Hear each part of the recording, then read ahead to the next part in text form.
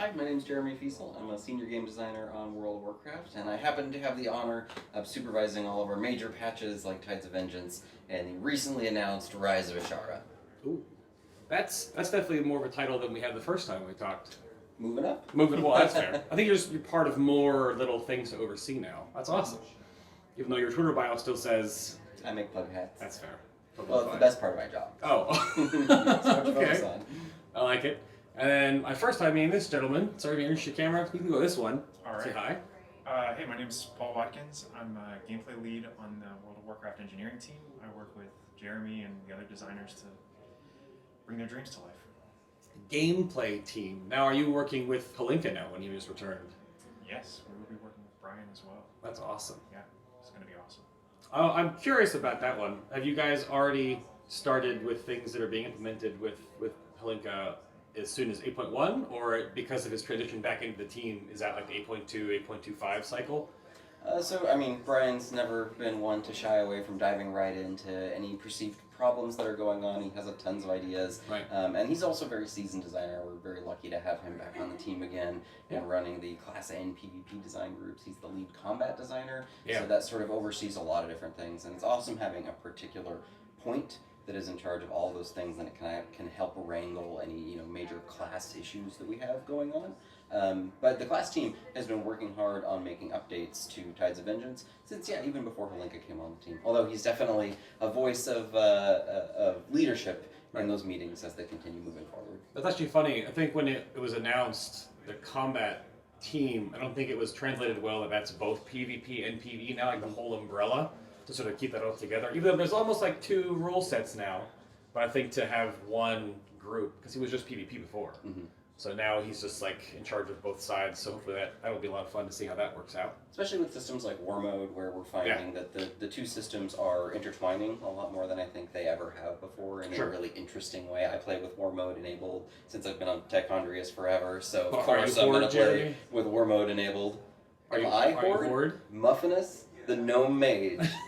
I'm definitely Alliance for life. So is the reason why we're getting... That's actually a question that's funny. Can you walk us through, because on the keynote slide, when Ian talked about it, that you guys are doing like a war mode, like teeter-totter, kind of a seesaw system, depending on like the lower side. So what's like the tuning on what that side that's, to be a little encouraged to turn it back on right now, because it's very Horde dominant, like there's no drawback to being Horde, you just get more AP. Mm-hmm. And Alliance, you'll be like 3v50 all of a sudden in a zone. So what is happening with that to turn up the knob for most of the Alliance, in this case, on most server groups? We have a lot of different ideas for how we can hit up that particular issue. Nothing necessarily to announce right here, although as we continue designing features moving on into the future, we want to design them with War Mode in mind. Okay. One example would be the assaults. Rather than having them split so that Horde is assaulting one side and Alliance is assaulting the other side, you never run into each other, they actually both occur in the same location.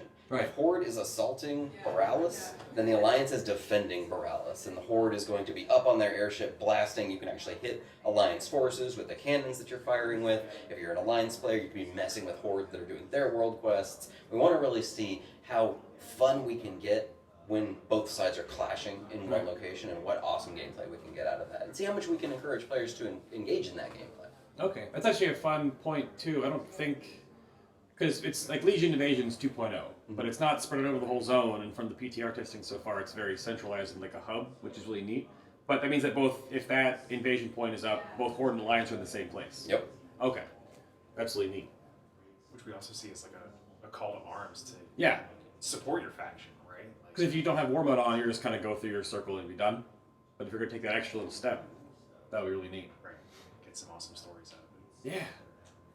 So the other awesome story part, I don't know which one of you wants to take a helm on this one. I had talked at PAX about islands. Mm-hmm. And my headline point that I talked about there was, you used the buzz phrase, how roguelite are they? If you're familiar with the terminology. Because they're not roguelike. Those are like Binding of Isaac, those kind of things. Mm-hmm. But it didn't really seem to translate that much, and the community sort of figured out this weird kill all the rares, then stay ahead of the NPCs, but then sort of wait like 8 minutes for an event to spawn to see if you get something extra, because how you get the extra loot, and only target certain families, which is a neat little thing, but it doesn't feel the right way to do an island. So can you walk us through the updates you have coming in Tides of Vengeance to the island system and maybe some readability? And because the invasions we have now are just like a forum post. Like, are we going to know a little ahead of time? Are they going to spawn earlier? Or you guys have a laundry list. What are you guys doing with islands? A lot of those things are things we've been discussing internally. We feel like the current system, where how the loot is set up, is a little bit too obfuscated. It was definitely an interesting experiment, but it's something that we're looking to roll back a little bit on so that players can target the loot that they're going for without necessarily playing the island in really weird ways. I mean, really, your goal of the island should be winning the island, and then should be able to get awesome loot from it. So we're doing a couple of different things. One of them is we've added a new doubloons vendor, so you can get some of the loot that you can get from islands, specifically the reputation items, and a new reputation item, and it gives you a good sync for that to feel like you're making constant progress. Another thing that we're doing is adding plenty of new items that occur on the new islands, so it can feel like you're getting rewarded a little bit more often. But then along all of those lines, we really want to take another look at that loot system and see sort of what feels the best for players, so it doesn't feel like you're fishing for things. Another one of the things we're looking at is the general procedural generation of islands. So in Tides of Vengeance, you're going to see less of a carpet of creatures and more consolidated POIs, or points of interest as we call them, that are more centered around individual pockets of mobs. So it doesn't feel like the right thing to do is to just sort of sweep your way across the entire space. You can take out consolidated things. We're also looking at the cadence of when those invasions occur and removing sometimes that Azerite growth event so that different things can occur instead of that. I love the idea of something pulling players to a different location on the island that changes up what your gameplay was, because, you know, that changes up what the story was. It's that immediate, oh, we gotta shift over and do this thing, and that's gonna change how we're gonna play the rest of the map. That's awesome, but we wanna make sure that there's a variety of different events in there. You're gonna be seeing 2 brand new events show up in Tides of Vengeance. One of them is a capture point that is an Azerite seam. So you show up there, you capture the location, and it provides a constant Azerite generation over the course of the island. That's one way to win. But the AI or the opposing players can always show up and capture it back, so it produces it back and forth. Another one of the things that are going to be taking place of the growth event is a wave event. So in this case, you will be spawning up and a bunch of creatures will be starting attacking you. Like a horde mode-y kind of thing? Similar, yeah. So you're going to be going more difficult waves of creatures that give you increasing amounts of Azerite, but of course the other faction can always jump in when you're in one of those moments of weakness, take you down, and then take the boss from you. And that's just one of the ways that we really want to play with the events as they're happening and change up how the cadence of those is occurring. I think that's a good direction to go in for Islands. Yeah, the most fun I've had in Islands, and it's been like a part of the thing that I do a lot with my stream, and it's like kind of the Tuesday, Wednesday weekly ritual. Like we can jump in and do a few of them, right? But it's always felt really stale until you get like the 8 to 10 minute event that happens. But by then you're almost winning, so you can't really take advantage of it. So when we had the elemental invasions, the whole island goes char, and the fire elementals fly out of nowhere, but we can only kill like 2 or 3 and then we pop out. So it kind of feels like if that happened to be the start of the island, you get there and you're like, oh, cool, we're going, let's go, elementals. So I wonder how that cadence of how invasions shape will happen. Because that's the best part, that dynamic, sudden thing. So it really changes up how you play the space, and I think you can even be more unpredictable with it. Like sometimes it can happen earlier, sometimes it can happen more in the middle of the island. Awesome, maybe sometimes 2 invasions can happen. One of the awesome things about the system that we've built is it's very easy for us to make these wide sweeping changes and just dramatically change the gameplay of the That's what Morgan said at PAX. So it seemed like you had a lot to start with BFA, but you couldn't get it all in a row. That's why I'm looking forward to the update on Tides of Vengeance. So that's an awesome thing to be able to iterate on. And then as we're looking forward into Rise of Ashara and beyond, we're looking at even higher level ways that we can change up the gameplay of Islands. What if, for example, and this is just an example, this may not making it in the shipping game, there was a way to play periodically when you showed up on an island, an exploration mode. So for this particular island, that's been a request. There's no enemy AI, and you just get to explore across the space. Wouldn't that be neat and different and interesting? So those kind of questions we're asking ourselves right now of, when you show up there, what if we completely change the rules? And we can do that. That'd be a lot of fun. See what's cool. That'd be a lot of fun, yeah. That's one of the questions that I've been asked about too. Like, why can't we just... Because sometimes you feel like you're racing. In the PvP mode, you have to just race. Or just literally fight the whole island. I mean, whoever just attritions to the win wins. But then you lose the whole island. So that would be a lot of fun. I like that. That's neat. So... I don't know if this might be more suited to Paul or Jeremy in this one, but this is sort of the mythic raider in me, and this is the stuff that I talked about a year ago in one of these rooms before BFA came out because I didn't understand the class buffs being brought back to the game after being removed from the game. So are you finding that bringing back the class buffs is a good decision and working out to be a good addition to the game right now? And I guess overall, why bring them back if they aren't really covered by more classes? Because from like the higher end perspective, and this is me talking to the guys that win the raid race, right? Because it's just kind of silly. It doesn't feel good when you have them because they basically are required. It just feels bad when you don't. I think a lot of our class design decisions, especially the buffs, center around we want you to be excited when someone shows up in your group. Like, oh, great, we have a mage, so arcane intellect, like, you know, I'm going to be buffed there. That's going to make me stronger. Sure. And we want you to be excited for lust from a shaman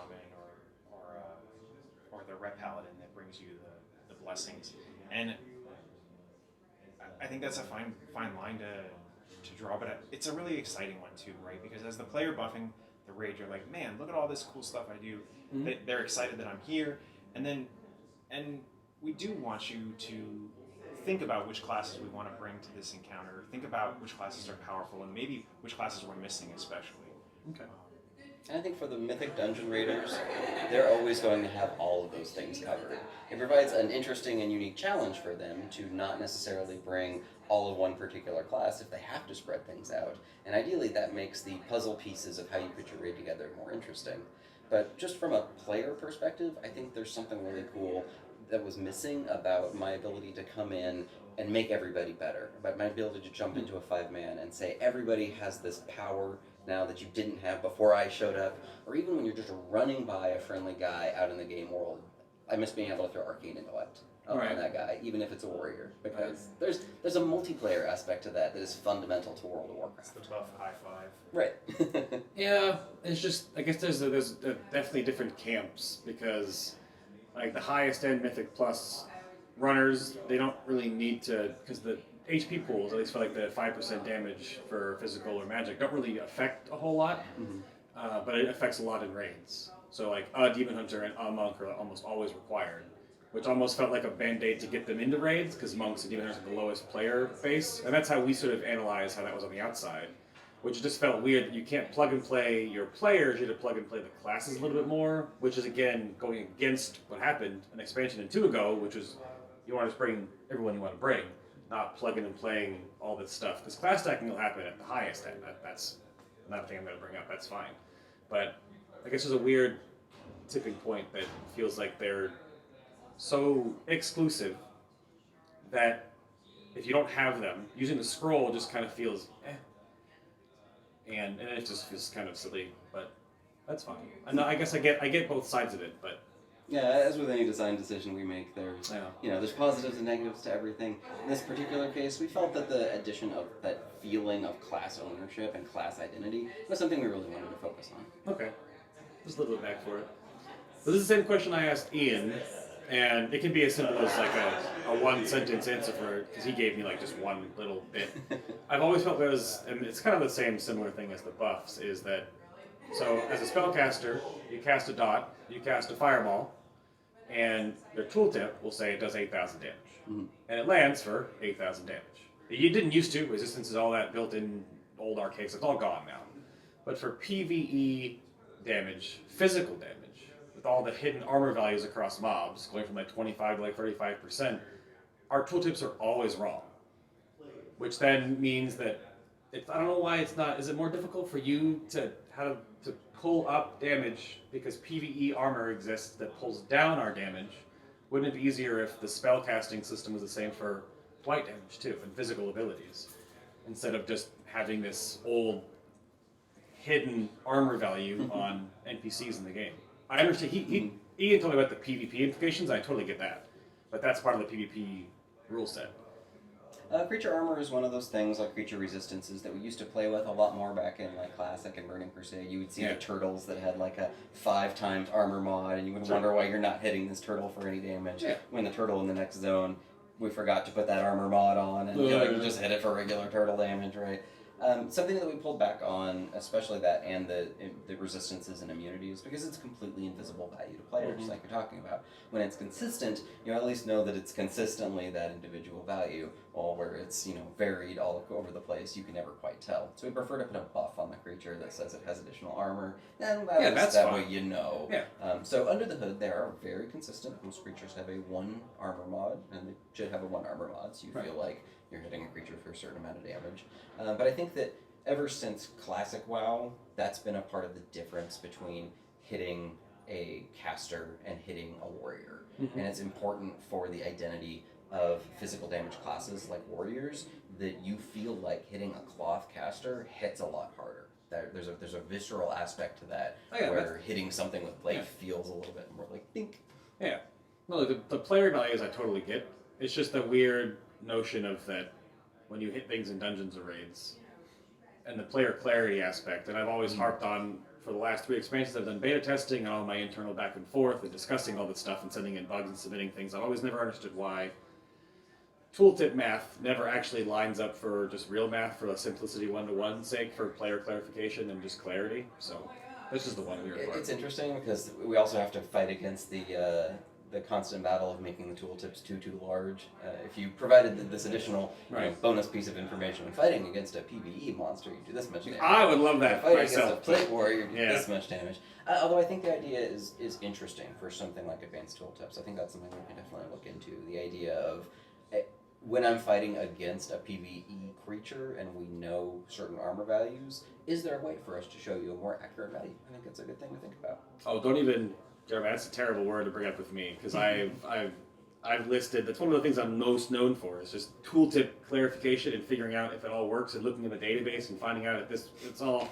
I enjoy that, because I'm the outside looking in to make sure that, going inside out isn't messed up, but. You unwind all the math. I like doing that kind of stuff. Yeah.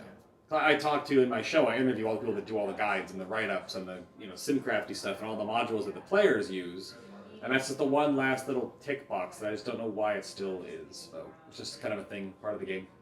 So, kind of a simple question because I don't know if you know yet, based on the PTR testing for the new raid, Azeroth, first somewhat mirror raid in World of Warcraft, which I'm excited for. It's super neat. That's actually a huge, bold step to get that worked out. But for the world first race, you haven't locked in yet. Is the penultimate and end boss the same for both sides yet, or do you have that path? What's the... Both of you nodded in simultaneous unity, so I assume that's, Yeah, pretty sure the penultimate and end boss should be the same for both. Okay. The last 3 bosses. Yeah. Oh, last 3? Okay. In fact, the last 6. Oh, did that change now? Is the faction stuff the first 3 on each side, and then you back and forth it, and then you go... That would be neat. It's 3 different bosses, and then different orders. Okay. And then the final 3 are the same. That's all. Well, that's so that that's everybody's ending with Jaina, essentially. Yeah, that's perfect. The ultimate final battle. Yeah. As long as that was the scariest part of the mirror raid coming out, is what the order would be and how that would tip the battle. Even though all the top guilds are horde anyway. So I think the other really interesting part about that we're going to see is swapping racials. When you go over to the other side, you get essentially merc moded, and your racials are going to swap to something else. So, how is Horde going to deal with that Arcane Torrent? I guess we'll see. I mean, why did you... Oh no, I can hear the YouTube comments right now. That's what I live for. I mean, Arcane Torrent, though, everyone thinks it's so incredibly powerful. But even on Mythic Zul, it only gets used twice. It wasn't like it didn't make the fight. Oh, we have priests for that. Or Shaman Purge is not a big deal. It was so easy. But yeah, people just like to go off about that. But it is the internet. This is sort of a nitty-gritty-ish kind of thing, especially with the MDI going on, all this kind of stuff. And this was brought to me from guys that do 3 more? Okay. 3 minutes. Warlock Gateway. And putting it through LOS or Path Unavailable in dungeons. Is that going to be something you're going to look at, trying to break those things? Because you can skip so much stuff. That exhale was telling. The Warlock Portal has been an interesting thing to design around since its inception, I feel like. Interesting thing to engineer around, too. It is. It's one of the challenges that we constantly fight because we want it to be cool. right? Every time you look at a surface and you're like, I wish I was up there, Sure. and I have this portal. Yeah. Like, if only, and we want that to work. Okay. But we don't want to break content in such a way that it creates cheese. There's a few skips that you probably have seen that are a little like on the egregious. That's why I brought it up. Well, one of the reasons why we have the mob killing requirement for the mythics is to make sure that you can't skip too much. But like we saw in the MDI just a little bit earlier today, the method v method, only one side had a warlock. Yeah. It's neat though. How about just an obligatory? With all the new allied races coming in, is anything in the realm of hope for Death Knights to get any new races? Not something we're ready to talk about today. Death Knights definitely have a very unique story, and I feel like it would require very special handling for it to be great. Okay. How about the new Mechagon Mega Dungeon, which you were super excited to talk about? I'm a gnome player myself. Yeah. I love gnomes. I love gnome stuff. The birthplace where the Titans just poofed out Mecha Gnomes. Let's go for it. But since you talked about it being Karazhan, when it gets Mythic Plus, which I imagine would happen, is it going to be split in two again? Yep. Just like Kara was? Okay. Like a top and a bottom, or left and right, or something like that? Yep. It's the first half, the Junker Wastes, and then the second half, which is the main Mechagon City and Memorized Workshop. It's literally like, so it's been pre-built like that. Yep. Awesome. Very cool. And then the clarification on Heroic Warfronts. Those are, you build your group 10 plus, 10 to 20. We're thinking 10 to 30 right now. Oh. We'll see. We like the idea of this being very flexible to see who's online and wants to That do would be something huge. that's an alternative to raiding tonight. And it'll scale based on how many people you use, and only those people in your group go in. Yep. So it's no group finding at all. Correct. That's awesome. That'll be a lot of fun. Something a lot of players have been asking for is like, hey, I want to do really large group activity with my guild, and we think this is the perfect On my spot for it. stream, yeah. There's also, like, when you look at the intricacies of a Warfront, the number of different ways that you can lose when things really, really start to matter, when you really have to spend your resources as a 30-man group, when you have to defend your giant tree that you summon, otherwise it'll get taken out.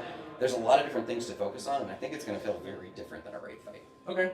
A lot of opportunities for shot calling and leaders to emerge. And certain teams to do certain roles. That's what I was talking.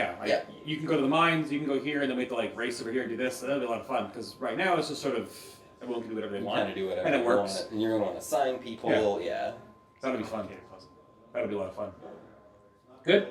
Alrighty. Well, I will thank you both for your time today, and I wanted to give you both these. So these are the Very Good Boy pins. These are little gray mains pins that Feydlina did for us. Awesome. They're based on one of our shirt designs. But those are little enamel pins that Feydlina and then Sepish put together. Yeah. So those are for you guys for putting up with our stuff. Thank you. Hey, Jeremy. It's great to see you again. Paul. Pleasure. Thank you very much. Probably see you again next year. Oh, it depends. It depends. I'll look forward to it. Oh, I like Elena. She has good art. And her costume this year is great. Glad that we were able to give her an awesome night of cinema.